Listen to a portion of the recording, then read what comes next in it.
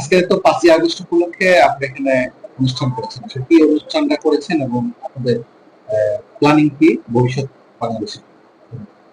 5ই August হলো ফেসিবাদ মুক্ত দিবস।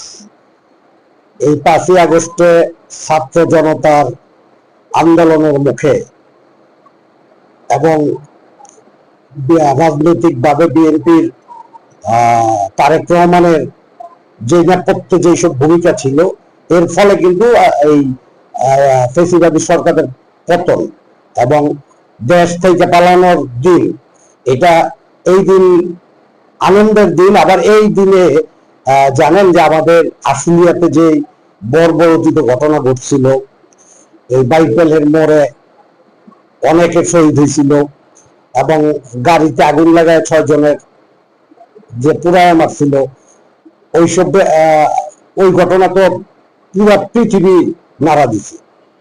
তো আজকে 5ই আগস্ট এই শহীদদের আত্মার মাগফিরাত কামনার জন্যই দোয়া অমিলাদ মাহফিল।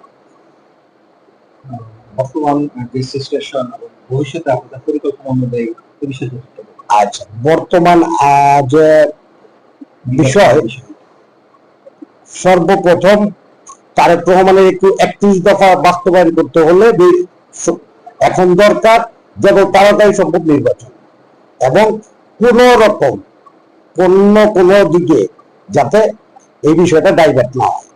নির্বাচনমুখী, এখন সবাই নির্বাচনমুখী, নির্বাচনের অপেক্ষায়।